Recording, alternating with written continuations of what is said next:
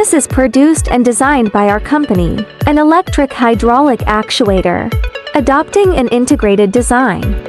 Composed of motor, valve plate, oil tank, oil cylinder and piston rod, its maximum thrust can reach to tons. Travel distance between 112 centimeters and 90 centimeters. Its characteristic is, with internal limit switch, there is temperature protection inside the controller. His wiring is very simple. Here are its two power supply positive and negative input wires.